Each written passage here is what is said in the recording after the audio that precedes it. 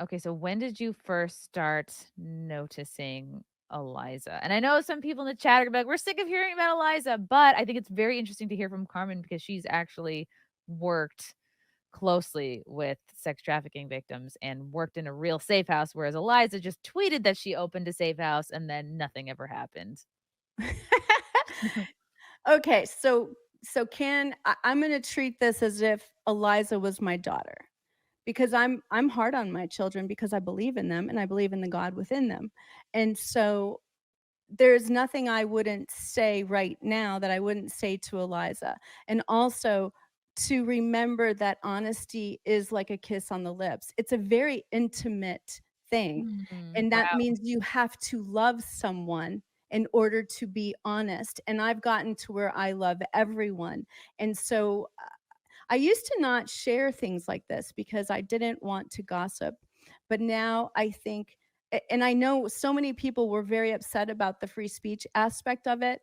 But to me, what she damaged on the sex trafficking side is far more powerful and shows how nefarious and large this principality is, not just in America, but globally.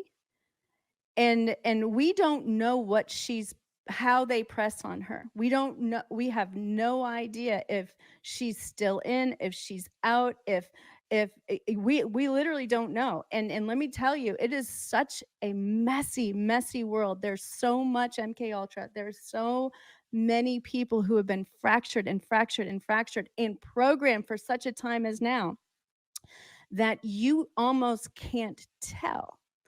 One of the ways, though, going back to the law of correspondence, I call it the Sherlock Holmes law. So you've watched the Sherlock Holmes movies and you see how he will scan a person and he can tell things by what they're wearing or whatever. And so I could tell things by how Eliza operated.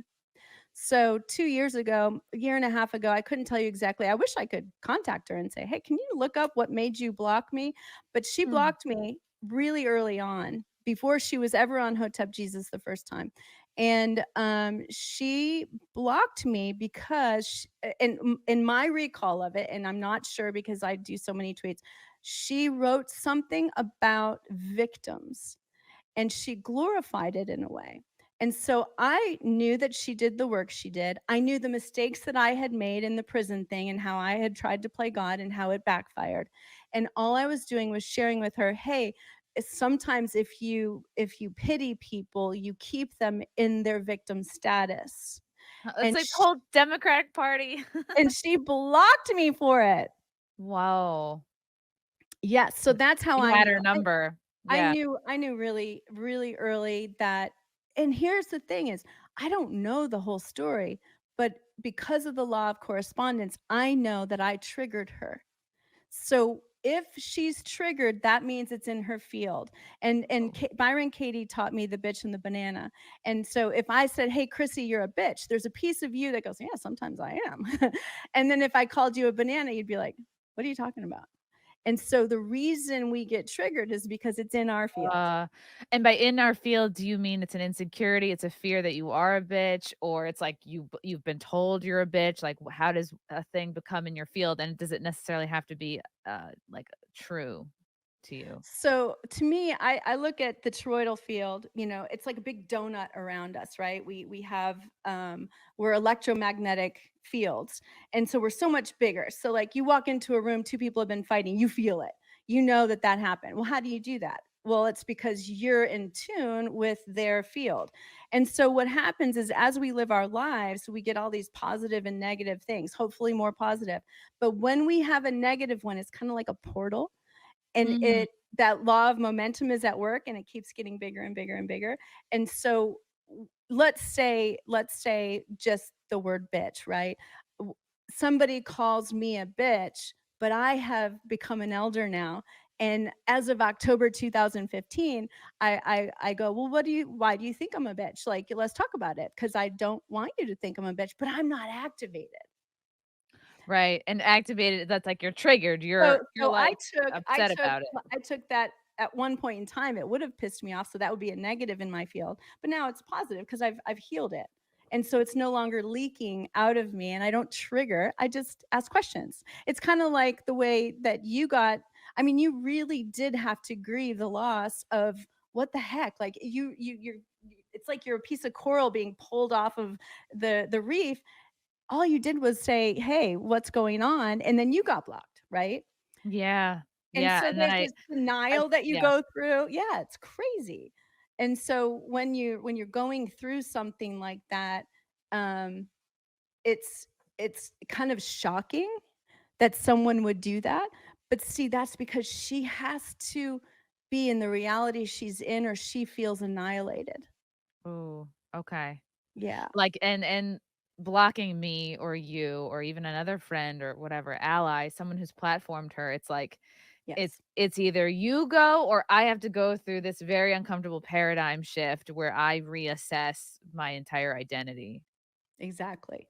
And I had that happen on my channel. So I had somebody that I had to address it. And see, this is the great thing about me now, is I have no problem, like I said, gently telling someone the truth. I'm not mean about it. It's like, hey, I have an issue. I'd like to talk to you about it. Can we Zoom? Yes.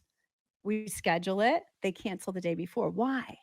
Because they can't handle what's going to be talked about as an adult. So that's how you know their age in their emotional or their spiritual abilities. Okay, that's interesting.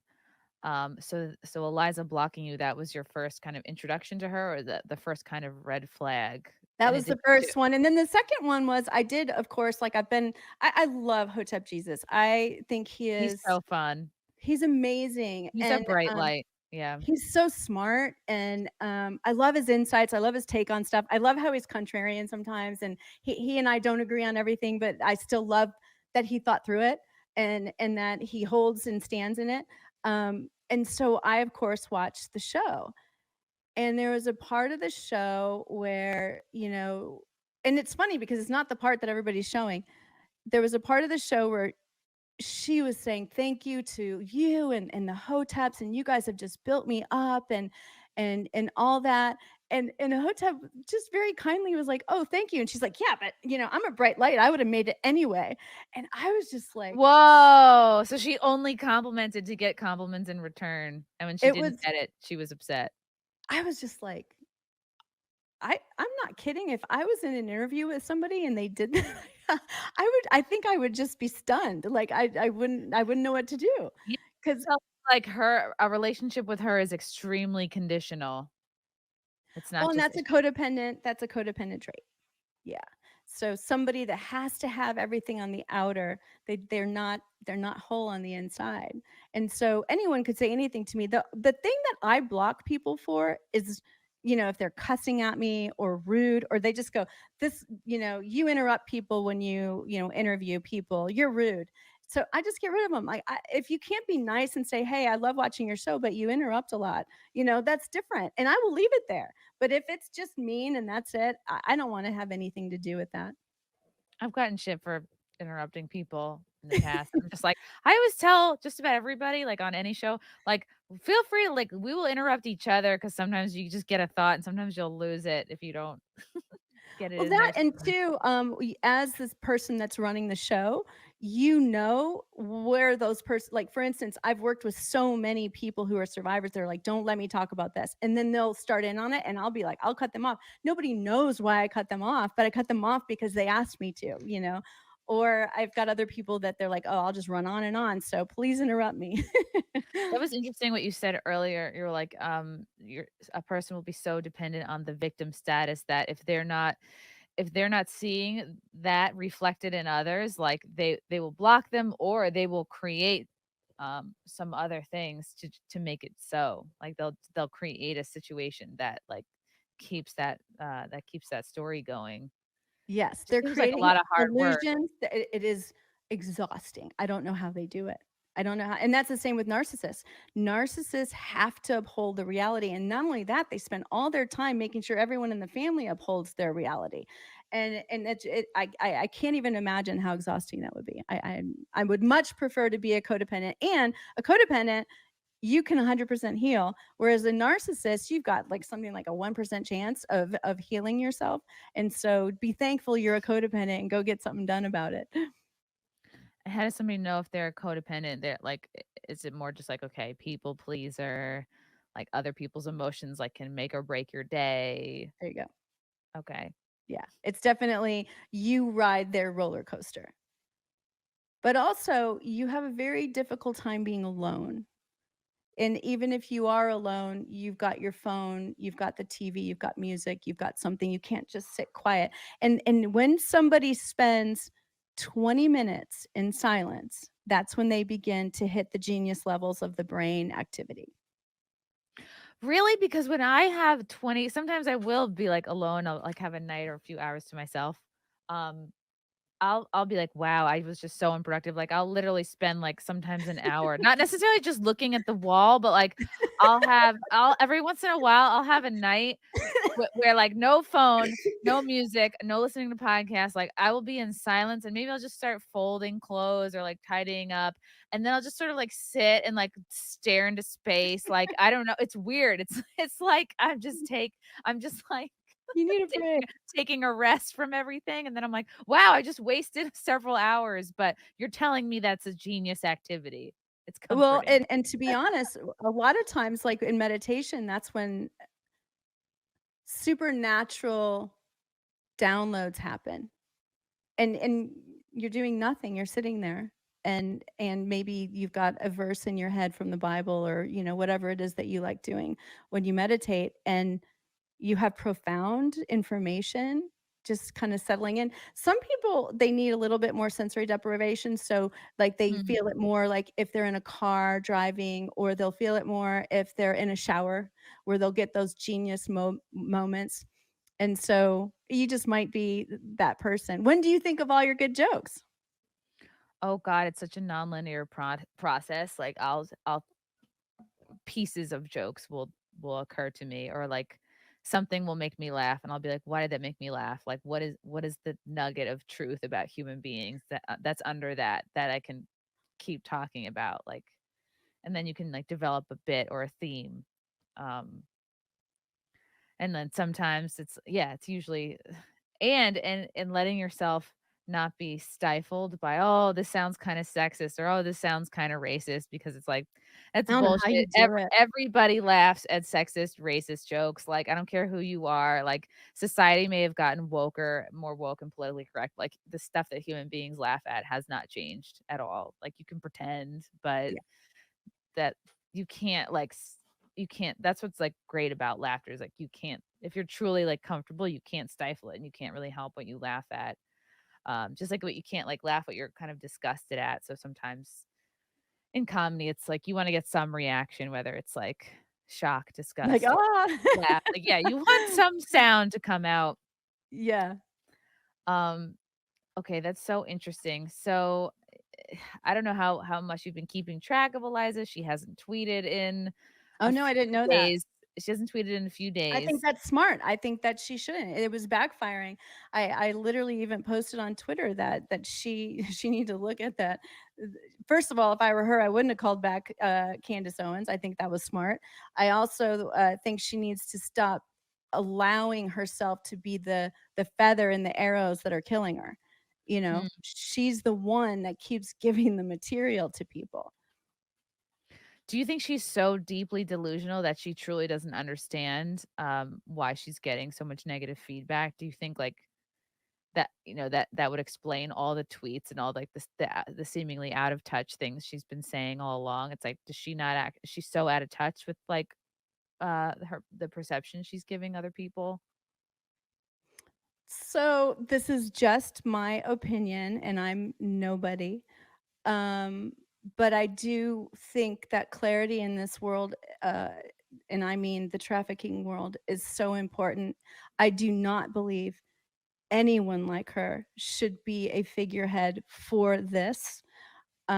I find it interesting that she was chosen, and I think she was maybe chosen for a reason. And in that case, she could also be a victim again.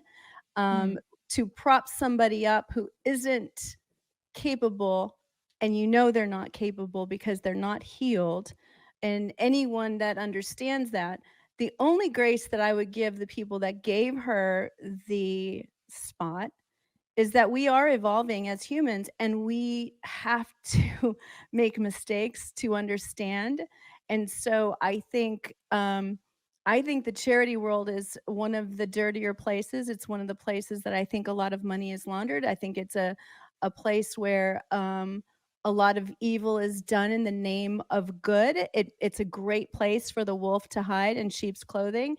And so when you give somebody that platform, you could do it by mistake, but you could also have done it on purpose. And then getting back to your question, I notice that people that get into those positions and they use their credentials with who they're around or what they're doing, that, oh, I am this important.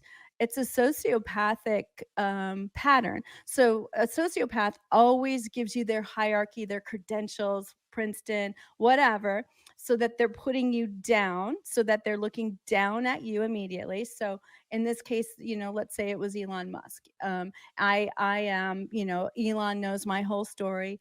And so here I am, and you guys are all down here. So what does that do? That puts everybody in a place of reverence. And that's what they do on purpose. And then the other thing they do is they put 90% truth and 10% lie. And maybe in her case, it's a little Mm. more. And that's a sociopathic tendency. And this is just my opinion. And I think it's important because I do not believe, I believe that she would be awesome in the second role. I do not think that she should be running something because she's not healed. How do you know? Well, She's blocking everyone. She's not having adult conversations. no, she's not having conversations with anybody.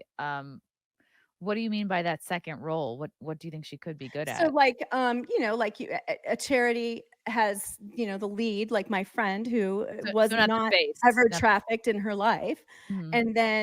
And then she works with women who have been either psychologists, therapists, brain specialists, different people that donate to the house because they have experienced that, and they've healed themselves. But also, the girls that have graduated, they also participate in the charity events and different things, and nobody would know who they are. You just wouldn't know.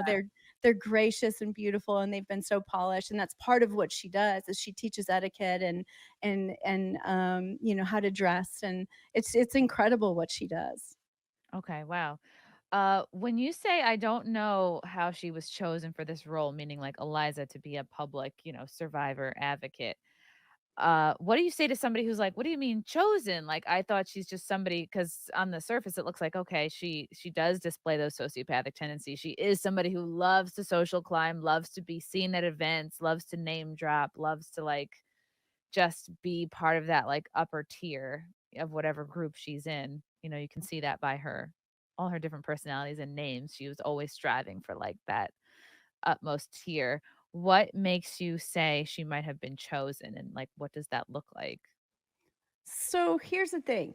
She has those desires in her heart, but she's using a twisted version. So it she would actually be a perfect person for her desire to be in that place. The only problem is she doesn't have the emotional capacity to handle all that gets thrown at you. So you cannot work in the human trafficking world as a victim without being really open and really honest because there's been so many nefarious people in this arena that they've destroyed it. So it's very hard to raise money for Bochi's place because so many people have given to bad ones.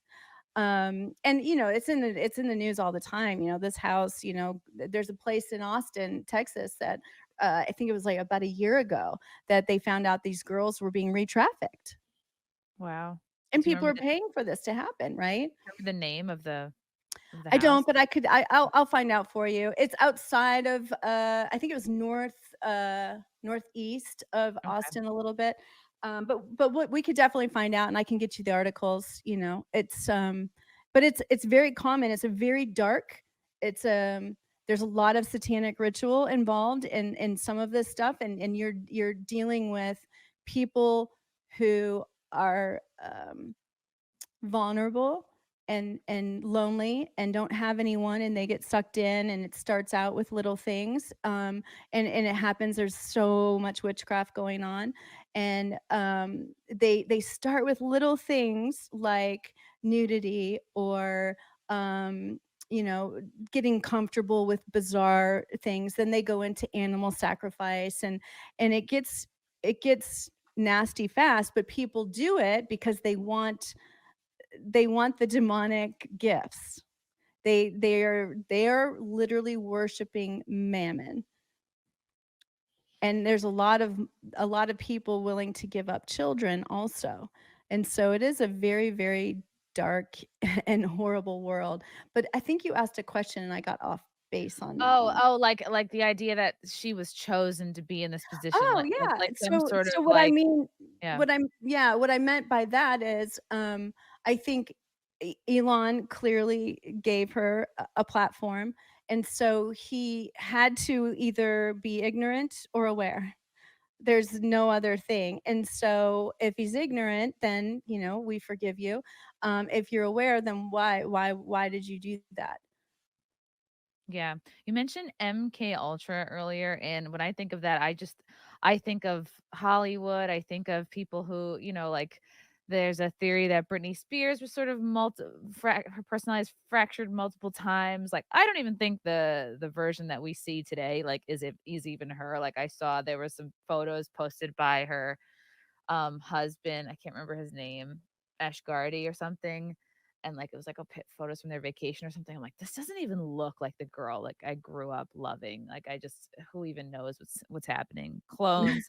That's a whole nother podcast. But like when I think of MK Ultra, I think of Hollywood. So like how does that really translate to something that I feel like is not that it's lower level, but it's not as like glamorous. It's like, oh, it's the sex trafficking industry. It's just like Eliza Bleu and her, hundreds of thousands of Twitter followers. I mean, and it's like, okay, and it's only just happened over the last couple of years. Like how I guess I'm trying to like ask how would MK Ultra factor in this situation? In this situation, it could be that she was a part of what do they call it, Project Monarch or something, and she was trained maybe as they call it a beta kitty project, or kitty something like that, and it was Yeah, teaching like little girls I guess sex kitten persona. to be sex kittens. Yeah, and that's the one that supposedly a lot of people um, were on. The way I look at it often is all of us are bound at some level by something, and some people are more bound. And so I have a hard time, like I said, I hate um I don't like, this is one thing I agree with Eliza on. I don't want to be the person sitting here talking about this, but I've seen enough damage that I see the value of having the discourse. And I'm okay with being wrong about something, but I also want people to open their minds to these people could be highly abused. Andrew Tate could be a victim of, his dad was CIA. Who knows? I mean, I don't know. Um, I think that we need to give each other more grace and more hope. And so I believe that everybody can be healed. And I also believe that God is necessary for that process. That's just my own personal belief. Go ahead and heal yourself without it. But I know that it gave me a lot of cheat codes. And so I really want to say that before, I you know criticize somebody. And the way I look at it more as like coaching, we're trying to make humans have better interactions. I would love to talk to Eliza. I would love to. And I saw that you said the same thing. You're like, I would have her on my show. And I think that as hurt as you were, I thought you did a really gracious job of not really going in probably the way that you could have. And so bravo to you. Um, so the monarch pieces, there's people that I've talked to And here's the thing, I've talked to a lot of therapists and deliverance people that know that there's a lot of lying that goes on also. And the reason they do this is because if enough people lie, then there's a lot of saturation and people get burned out. And so they don't really look at the problem anymore. And I think that we need Mhm. to persevere and hold on and keep looking and exposing the darkness, but also to do it with a piece of grace and love and hope that that person can be unbound, you know, by whatever it is. You know, you're not going to have the results that Eliza's having right now with the entire internet trying to prove whether you're telling the truth or not, unless there's something that you did to create that. Mhm. And so, Yeah, I just feel like it's so it I feel like she made it so difficult for herself. Like, she could be like, "Look, like, I don't know, it's almost like her perspective is like, well, because I was raped or I was in toxic relationships or a recurring boyfriend I kept going back to or like just bad experiences, that doesn't mean necessarily that you were trafficked, but it absolutely doesn't mean that you are just allowed carte blanche to block and censor people off Twitter, submit their videos on YouTube for privacy claims, like literally gaslight the whole internet into yeah. believe your reality." Well, and then also on the other side, so on my side, I'm not going to speak for anyone else. There is this craving for closure, this craving for a right, something to be corrected. And with certain people, we're not going to get closure. It could take years for them to get to a place where you can finally go, ah, they said it. You know, she apologized for blocking me, or you know, whatever it is. And so to be able to tell the truth and go, we still have a problem, we still have a lot of, we have a hierarchy that's happening, and we have it is highly infiltrated, it's in the churches, it's in the schools, it's in the daycares, it's in the homes, and it's dark. And so we have to be able to say to somebody, and I've said this. So I have a friend. She is a former porn star that got trafficked after she made the choice. So she admits, I made a bad choice. I became a porn star. Then I got trafficked. And so she has to go public and everybody can go look at her porn, and that's the part about being a leader. You have to Mhm. face everyone seeing all of your mistakes.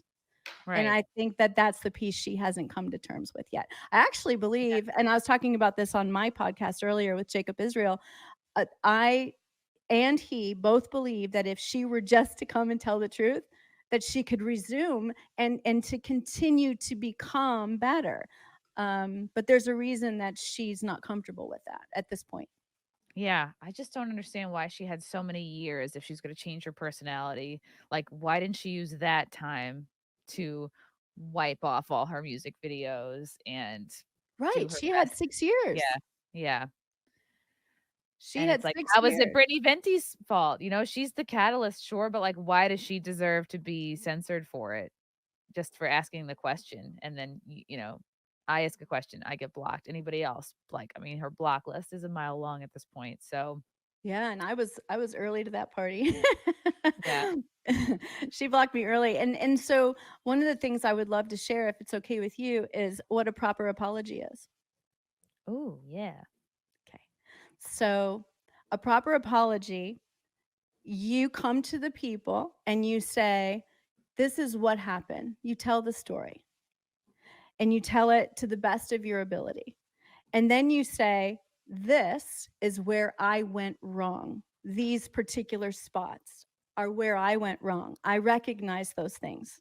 Not only do I recognize them, the third thing I'm going to do is I'm going to tell you why it won't happen again. The safeguards that I'm putting in place. I have a therapist that I'm working with now, and I realize that I am triggered. And if I'm going to be a figurehead, I can't be triggered. I have to have the hard conversations. And so Right. I'm going to change these things. I'm also going to have an accountability partner. I'm also going to find an elder, a woman that's ahead of me who is healed. And I know several. And then You ask the people to forgive you.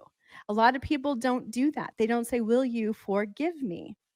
And Right. that speaks volumes. What you don't say speaks volumes. When you don't address things, you don't have the capacity to address them. And so we should pray for her to have the capacity to address it. Yeah. Because I just think just staying silent is not going to be good. And if she's still planning to be at this event in April in Texas, it's a public event where there's a Q&A session and everything. She's literally on a panel to discuss online censorship. So if she doesn't say anything before then, it's like, ugh. There's going to be a lot of live questions. There's going to be a lot of people there. And I don't think people are just going to forget about this in 2 months. I love you guys. Thank you for the chats. Thank you for the comments. I will see you guys tomorrow. Bye. Bye. All right. Love you guys. God, I don't even want to leave. This candle smells so good. I don't want to leave. All right. Love you guys. Talk to you soon. Bye. Love you all. Join the Discord. Feet. Love you all. Wow. You guys are awesome. Come and get it. Bye, guys. Bye. Now I'm really leaving. Love you. Bye.